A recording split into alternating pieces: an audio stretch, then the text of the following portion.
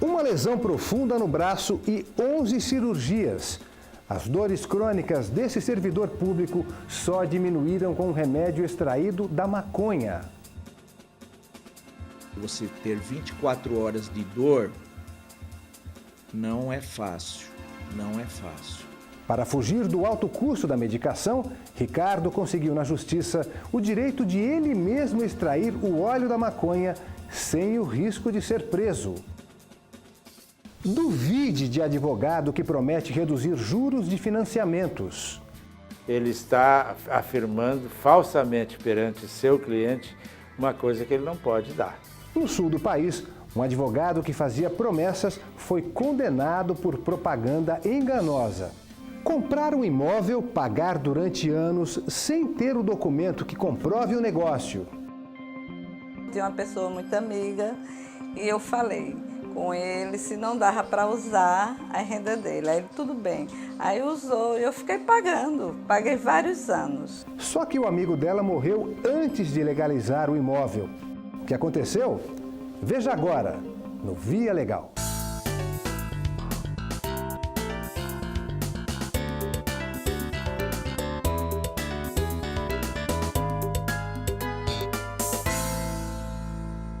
Um acidente de moto, 11 cirurgias no braço e uma dor crônica que remédio nenhum fazia passar.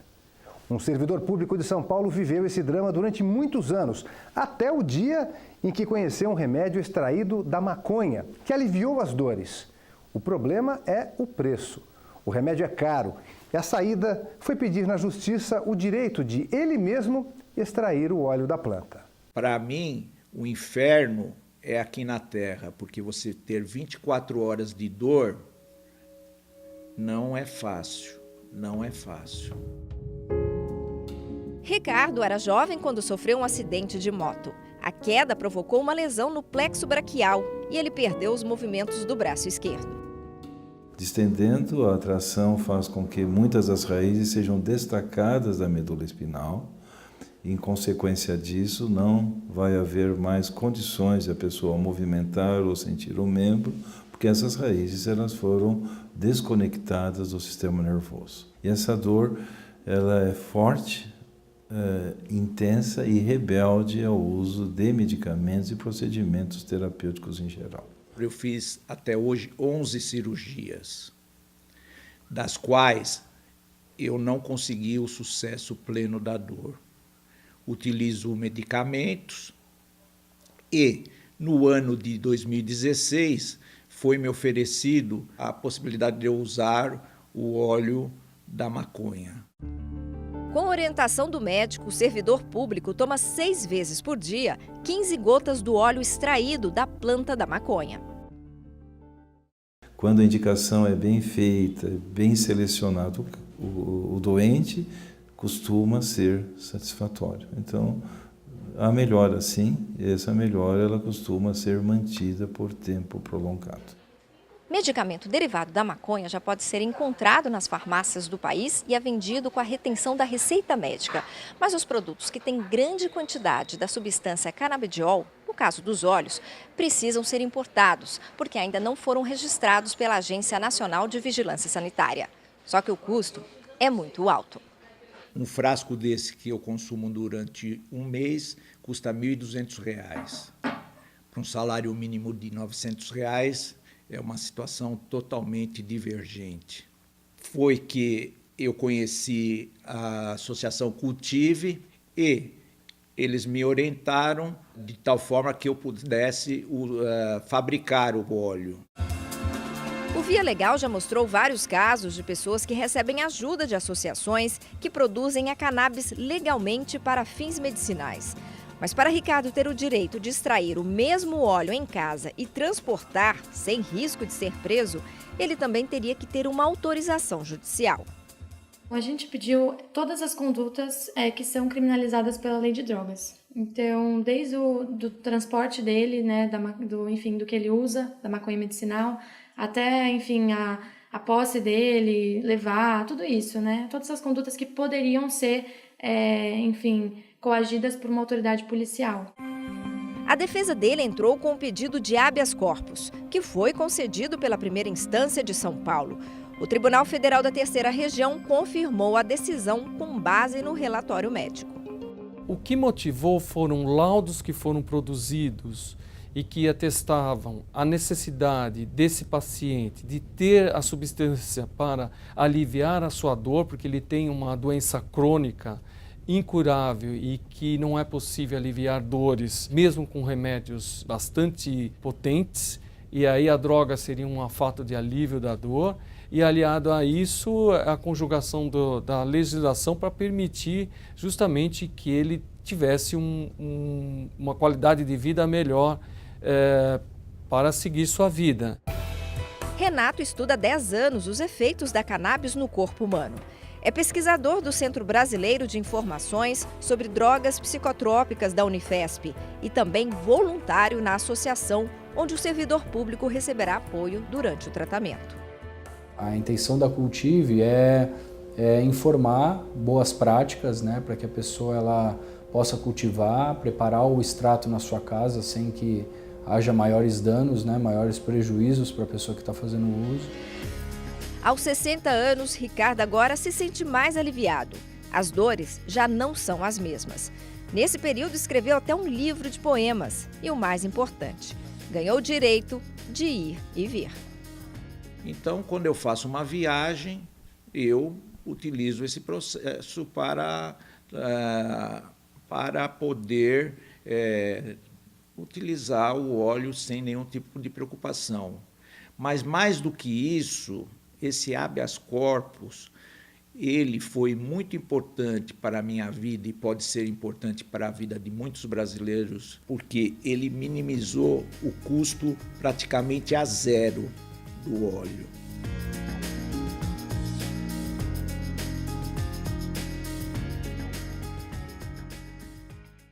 A emoção de conseguir comprar um imóvel não pode ser maior do que a certeza de ter feito um bom negócio. Adquirir uma casa ou um apartamento sem documentos que comprovem a compra pode gerar uma grande dor de cabeça no futuro. Foi o que aconteceu com uma idosa do Recife. Ela comprou o imóvel com a ajuda de um amigo, mas ele morreu antes de legalizar a documentação. O caso foi parar nos tribunais. Então, os bens públicos, eles não são passíveis de uso capião. O que pode acontecer é o uso capião do domínio útil de um terreno de marinha. E aí, isso aí vai ser contra um enfiteuta que já tinha um contrato de aforamento, então, mas assim, ele não tem a posse, a propriedade daquele bem. E aí, deu para entender? Não, nunca nem ouvi falar. Infiltrata. Oi? Espera aí, para tudo. Melhor a gente explicar. Essas palavrinhas diferentes são mais conhecidas entre as pessoas que ocupam um terreno de marinha. Mas onde ficam essas áreas? A explicação é histórica, vem de muito tempo atrás. Em princípio, na área do mar, para a defesa do litoral, onde estavam situados todas as fortificações. E nas áreas internas para a proteção dos cursos d'água. Garantir os cursos d'água e garantir uma margem junto aos engenhos com a devida forma de a água que viesse das cheias poder se espraiar. Com isso, todas as áreas que sofrem a influência da maré e estão localizadas a 33 metros da linha do pré-mar médio são consideradas terrenos de marinha. Os critérios para definir essa linha pré-mar, que é o alcance máximo da maré, foram estabelecidos em 1831 para a defesa do país, na época do Brasil Império. Alguns registros contam que esse limite de 33 metros teve como base o alcance máximo de uma bala de canhão. Aqui no Recife, 40% das terras estão nessas condições. Os terrenos de marinha são propriedades da União e não podem ser vendidos. Quem administra esses bens é a Secretaria de Patrimônio da União. E sobre eles devem ser pagas taxas específicas. E o dono desse tipo de imóvel é chamado de enfiteuta. Quando a pessoa tem um bem que se situa em terreno de marinha, para ela ter o domínio útil desse terreno, desse bem, para ela poder usar, fruir, gozar desse terreno, ela precisa fazer um contrato de aforamento com a SPU, onde ela paga anualmente uma taxa chamada de foro, que incide sobre o terreno. A dona de casa, Thalma Freitas, comprou o apartamento onde mora há 30 anos. Um imóvel localizado às margens de um canal no Recife. Na época, financiou em nome de um amigo, que tinha renda suficiente para fechar o negócio. O imóvel fica em terreno de Marinha e, sendo assim, o enfiteuta era esse amigo dela. Tinha uma pessoa muito amiga e eu falei com ele se não dava para usar a renda dele. Aí ele, tudo bem. Aí usou e eu fiquei pagando, paguei vários anos.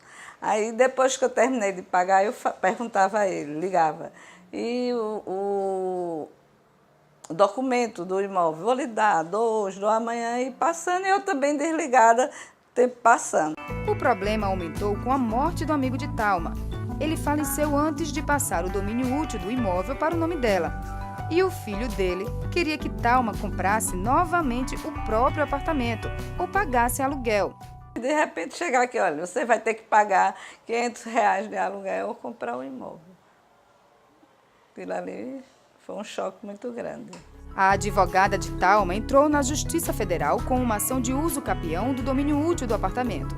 De acordo com o Código Civil, uso capião é a forma de aquisição do imóvel por posse prolongada e ininterrupta, com prazo mínimo de 10 anos. Ela tinha comprovantes de energia, né? Ele já tinha comprovantes de pagamentos de condomínio no nome dela. Nós tivemos também que levar testemunhas, né, que eram pessoas antigas, moradoras, que tinham conhecimento e sabiam que ela era realmente a proprietária do imóvel. Em primeira e segunda instâncias, as decisões foram favoráveis a Thalma. O Tribunal Regional Federal da 5ª Região entendeu que o uso capião do domínio útil do imóvel não traz qualquer prejuízo à União, que continuará sendo a proprietária do terreno. E agora, passado o pesadelo de perder o imóvel, Thalma já consegue respirar aliviada. E então, aliviadíssima.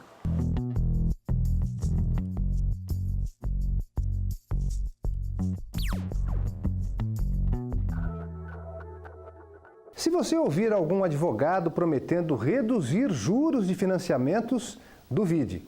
Essa prática é ilegal. No sul do país, um advogado foi denunciado e condenado por descumprir o código de ética da categoria. Uma simples pesquisa na internet e pronto.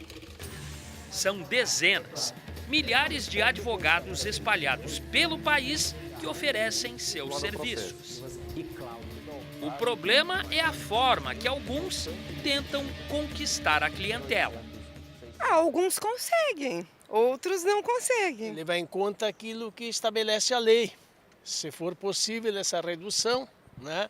Eu acho que a intervenção do advogado é um serviço profissional e ele tem o dever de fazer o melhor para o seu cliente. Aqui no Rio Grande do Sul, um advogado que prometia reduzir em até 50% os juros de um financiamento de veículos foi denunciado à Justiça Federal pela OAB Gaúcha.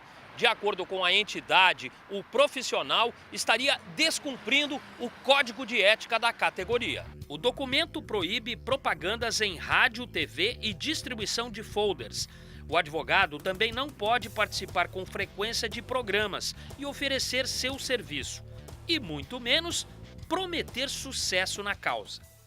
O profissional da advocacia que promete sucesso no seu trabalho, ele está afirmando falsamente perante seu cliente uma coisa que ele não pode dar, porque vai se discutir a tese jurídicas pelos tribunais e os tribunais podem entender diferentemente. E o que preocupa a OAB no Estado é que esse não é um caso isolado. Nós recebemos na comissão, no ano passado, mais ou menos 1000 denúncias. Após analisar as provas apresentadas, o juiz federal Francisco Donizete Gomes determinou a suspensão das propagandas feitas pelo advogado. Segundo o magistrado, a publicidade feita é abusiva. O juiz fixou ainda a multa diária de R$ 2.500 em caso de descumprimento. A OAB busca o judiciário porque entende que tem que ser cumprida uma regra que está estabelecido na lei do Estatuto da Advocacia. E lá dentro está o Código de Ética e Disciplina. A equipe do Via Legal fez vários contatos com a empresa de consultoria do advogado denunciado, mas não obteve retorno. Ele ainda pode recorrer ao Tribunal Regional Federal da 4ª Região. Já quem pensa em procurar esse tipo de ajuda deve ficar bem atento. Chegar a consultar um profissional e esse profissional dizer, a sua ação está ganha, ou seguramente, ou é 100% de certeza que você vai ter, né, sucesso numa ação judicial, desconfie. Propaganda enganosa é crime, né? Isso é um crime que comete com o pessoal. Garantir? Acho que garantir, ninguém pode garantir nada, né? Pelo menos 275 mil alunos da educação básica e do ensino superior no Brasil dependem de bolsas para estudar. E essas bolsas só podem ser concedidas por entidades beneficentes certificadas pelo governo. Só que no Rio de Janeiro, a instituição que concede esse benefício na PUC-Rio foi denunciada porque estava em situação irregular. Veja o que aconteceu na reportagem de Tchê Oliveira. Eduardo é nascido e criado na favela da Rocinha, na zona sul do Rio. Aos 13 anos, passou a escrever para um site do Morro e não parou mais. O sonho era, um dia, cursar uma faculdade. O menino de favela, quando entra na faculdade, ele não entra sozinho. Você ali reestrutura uma série de coisas, principalmente a estrutura familiar. Quando você dá uma nova oportunidade, poxa, eu vou ter uma profissão e eu vou passar ali 3, 4 anos na faculdade, eu vou ter uma profissão e mais do que isso, eu serei o primeiro da família a entrar numa faculdade.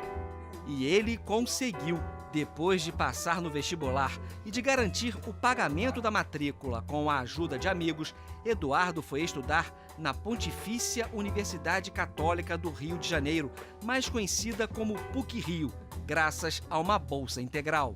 Foi uma via crucis que eu tive que passar e que hoje eu vejo que assim, poxa, que bacana que consegui permanecer e que hoje vejo mais pessoas na mesma história e que estão conseguindo de alguma forma a permanecer ali.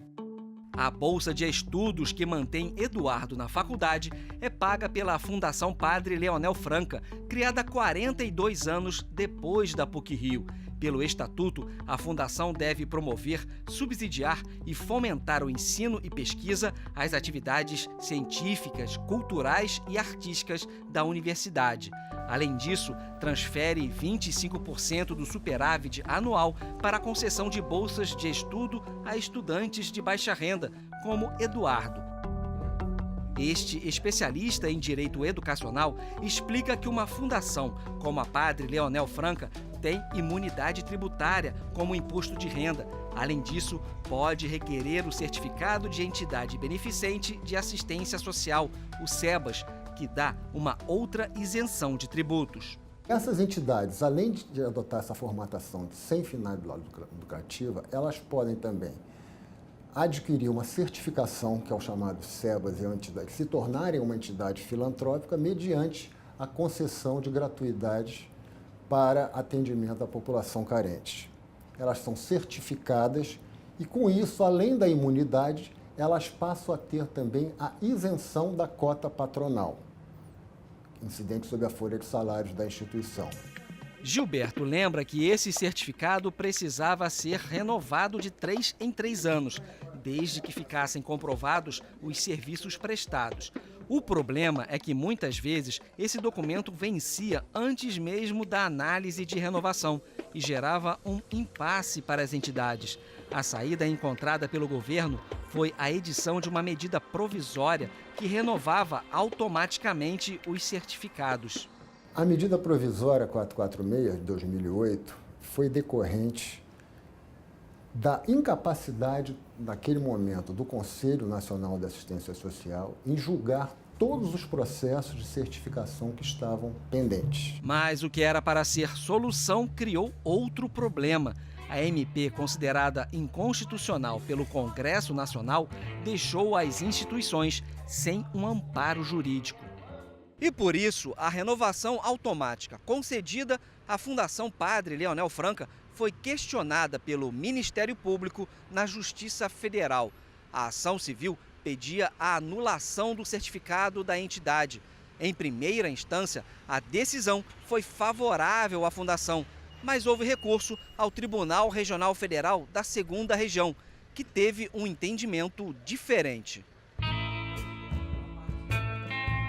Na decisão, o desembargador Marcos Abraham, relator do caso, anulou o certificado e fixou um prazo de 60 dias para que seja concluído o processo de renovação do certificado da Fundação Padre Leonel Franca, que tramita desde 2013.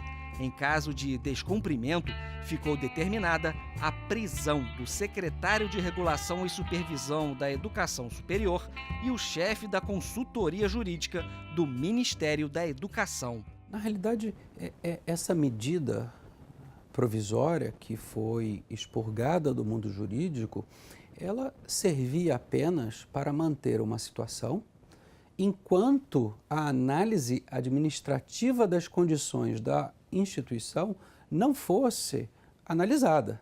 Mas eram duas coisas funcionando ao mesmo tempo. Deveria a administração, ao longo desse período, continuar a analisar e concluir a análise dos requisitos, das condições, se a instituição atenderia ou não a condição de assistencial para obter os SEBAS e, enquanto isso, estaria vigendo a medida provisória que lhe concederia uma renovação automática.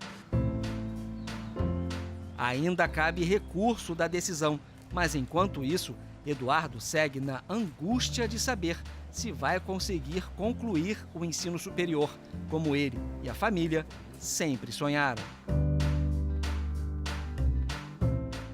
Nem a Fundação Padre Leonel Franca, nem a reitoria da PUC-Rio quiseram se posicionar a respeito da decisão do TRF2. Já o Ministério da Educação informou que ainda espera ser intimado para analisar a sentença. A Agência Nacional de Vigilância Sanitária havia proibido a distribuição de amostras grátis do Botox por ser um produto que precisa de condições especiais para ser utilizado. Depois de recorrer à Justiça, uma empresa fabricante conseguiu derrubar essa regra. Espelho, espelho meu.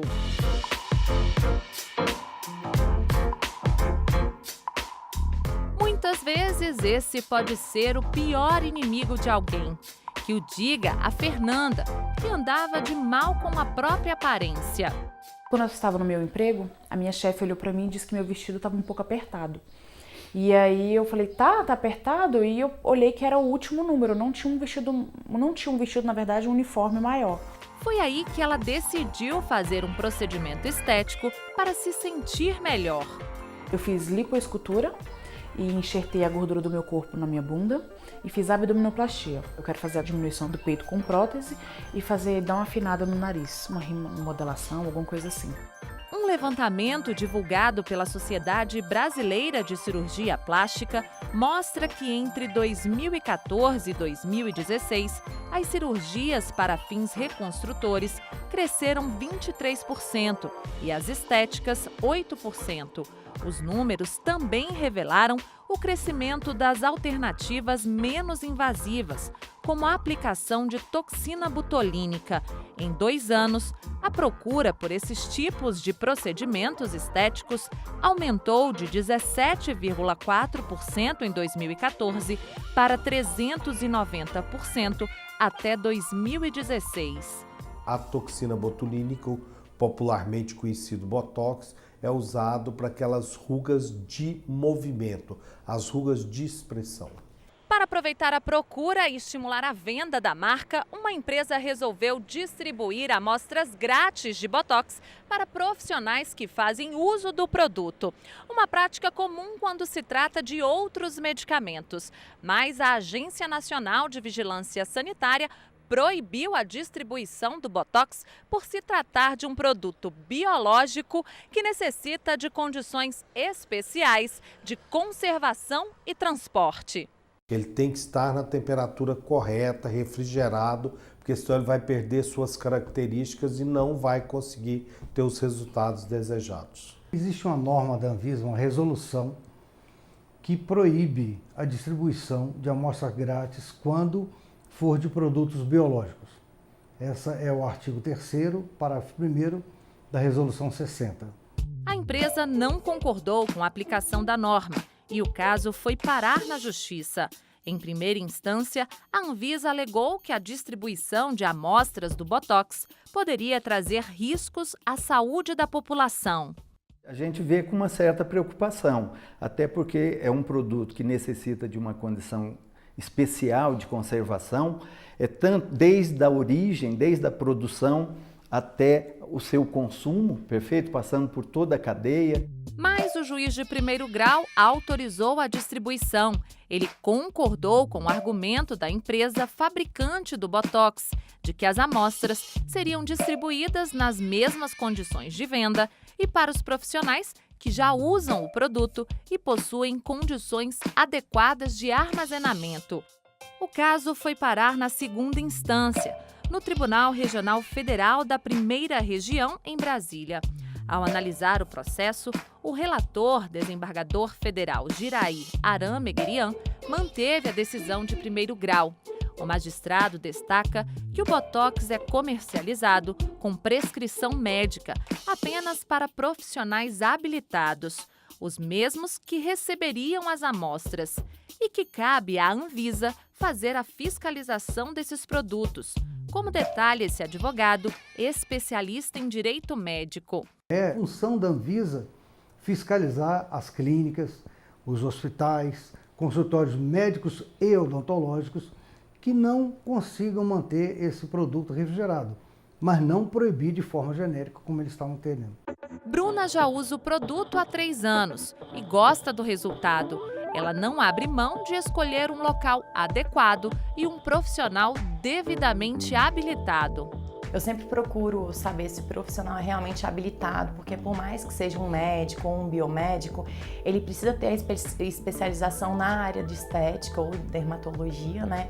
E eu sempre tomo esse tipo de cuidado, porque senão o prejuízo vai ser muito grande. A gente está lidando com saúde, né?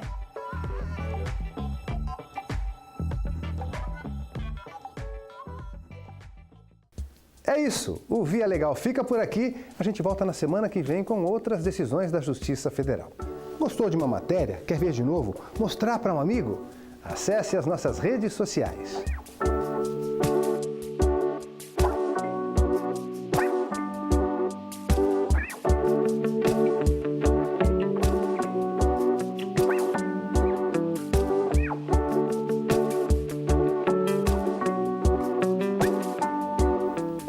Comente, compartilhe. Tchau!